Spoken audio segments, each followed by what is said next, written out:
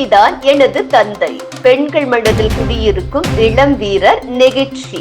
நடப்பாண்டு ஐபிஎல் போட்டி இந்தியாவில் விறுவிறுப்பாக நடைபெற்று வருகிறது. ஒவ்வொரு அணியும் 10 போட்டிகளை விளையாடி பாயிண்ட்ஸ் டேபிள் வரிசையில் தனக்கான இடத்தை தக்க வைத்து வருகின்றன. அந்த வரிசையில் இந்தியாவின் பல்வேறு நகரங்களில் இந்த போட்டி தொடர் நடைபெற்று வருகிறது. இந்த நிலையில் சிஎஸ்கே வீரர் செயல் ரசிகர்களிடம் நெகிழ்ச்சியை ஏற்படுத்தி வருகிறது. ஐபிஎல் போட்டியில் சென்னை அணி இதுவரை விளையாடிய 10 போட்டிகளில் 5 வெற்றி 5 தோல்வி உட்பட 10 புள்ளிகள் பெற்று புள்ளி பட்டியலில் 5வது இடத்தில் இருக்கிறது. இந்த நிலையில் சிஎஸ்கே அணிக்காக விளையாடி வரும் பதிரானா மற்றும் திக்சானா இருவரும் T20 உலகக்கோப்பை தொடரில் விளையாடுவதற்காக அமெரிக்கா விசா தொடர்பாக இலங்கை புறப்பட்டனர். இதனால் வரும் போட்டிகளில் சிஎஸ்கே அணியில் இந்த வீரர்கள் பங்கேற்பார்களா என்பது தெரியவில்லை. இந்த நிலையில் சென்னை அணியில் உள்ள இலங்கை வீரர் பதிரானா ஒவ்வொரு போட்டியிலும் சிறப்பாக பந்து வீசி ரசிகர்களிடம் நீங்காத இடத்தை பெற்றிருக்கிறார். பெண்களின் மனதில் பதிரானாவுக்கு என்று ஒரு தனி இடத்தையே வைத்திருக்கிறார். சிஎஸ்கே வீரர் மக்களிடத்தில் இடம் பிடிப்பதற்கு முக்கிய காரணம் அவர்களின் திறமை வெளிப்படையாக காட்டி வருகின்றனர்.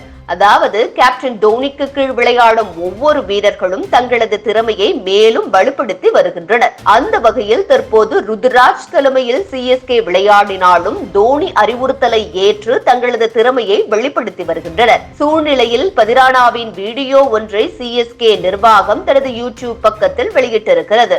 அதில் என்னுடைய அப்பாவுக்கு பின் கிரிக்கெட் வாழ்க்கையில் தோனி பெரும்பாலும் என் அப்பாவின் வேலையை செய்கிறார். எப்போதும் என் மீது அக்கறையை காட்டும் அவர் நான் என்ன செய்ய வேண்டும் என்பது பற்றிய சில ஆலோசனைகளை கொடுக்கிறார். எனது வீட்டில் இருக்கும் போது கிட்டத்தட்ட எனது அப்பா காட்டும் அக்கறையை அவர் இங்கே காட்டுகிறார். அதுவே போதும் என்று நினைக்கிறேன். களத்திலும் களத்திற்கு வெளியேயும் அவர் நிறைய விஷயங்களை என்னிடம் சொல்ல மாட்டார். சிறிய விஷயங்களை மட்டுமே சொல்வார். ஆனால் அது பெரிய வித்தியாசத்தை ஏற்படுத்தும். அது எனக்கு நிறைய தன்னம்பிக்கையையும் கொடுக்கும் என்றும் அவர் கூறினார். இந்த வீடியோ இணையத்தில் வைரலாகி வரும் நிலையில் வாதியார் எப்போதும் வாதியார் என்று கருத்துக்களை பதிவிட்டு வருகின்றனர்.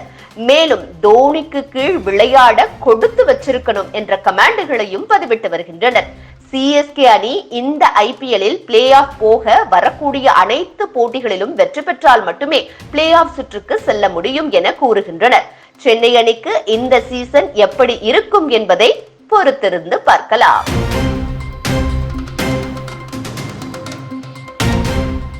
இபாஸ் முறையை பற்றி நம்ம honourable high court has given a direction. Nilgiri மாவட்டத்துக்கும் கொடைக்கானலுக்கும் இபாஸ் அவசியம் அப்படின்றதும் 7ஆம் தேதியிலேருந்து நடைமுறைக்கு வரணும் அப்படின்றது ஒரு ஆர்டராக இருக்குது. ஸோ அந்த டைரக்ஷன்ஸ் ஒபே பண்ணி we have done software along with TNEJ அவங்களோட இணைஞ்சு ஒரு சாஃப்ட்வேர் ஒன்று ரெடி பண்ணியிருக்கோம். அந்த சாஃப்ட்வேர் மூலயமா வந்துட்டு எனி பர்சன் டூரிஸ்ட் வரவங்க எல்லாருமே வந்து டூரிஸ்ட் மட்டும் கிடையாது, கமர்ஷியல் வெஹிக்கிள்ஸாக இருந்தாலும் சரி, பிஸ்னஸ் ட்ரிப்காக வரவங்களா இருந்தாலும் சரி, அவங்க இந்த இபாஸ்க்கு அப்ளை பண்ணிவிட்டு இபாஸ் ஆட்டோ ஜென்ரேட் ஆகிடும். ஸோ ஜென்ரேட்டாக அந்த பாஸை வச்சுருந்தாங்கன்னா அதில் ஒரு QR கோட் இருக்கும். அந்த QR கோடை எங்களோட பர்சன்ஸ் செக்கிங் பாயிண்ட்டில் இருப்பாங்க, அதாவது என்ட்ரி பாயிண்ட்டில் இருப்பாங்க. அவங்க அதை ஸ்கேன் பண்ணி அது வேலிடாக இருக்கா இல்லையான்றது செக் பண்ணிடுவாங்க. So it is a very simple process. நம்ம ஒன்றுமே பண்ண தேவையில்லை. நம்ம என்டர் பண்ண வேண்டியது என்ன அப்படின்னா 2 தான். அப்ராட்லேருந்து வராங்க அப்படின்னா அவங்க இமெயில் ஐடி வச்சுருப்பாங்க. உள்ளே இருக்கவங்கன்னா ஃபோன் நம்பர் இருப்பாங்க. இந்தியன்ஸாக இருந்தால் ஃபோன் நம்பர் வச்சுருப்பாங்க. அந்த ஃபோன் நம்பர் வழியாக தே ஹேவ் டு அப்ளை பண்ணிவிட்டு பேசிக் டீட்டெயில்ஸ் லைக் நேம், அவங்க எந்த அட்ரஸ்லேருந்து வராங்க, எந்த ஊர்லேருந்து வராங்க, தமிழ்நாட்டுக்குள்ளேருந்து வராங்களா இல்லை வெளி மாநிலத்துலேருந்து வராங்களா, வெளி மாவட்டத்துலேருந்து வராங்களா அப்படின்னு அப்ளை பண்ணணும்.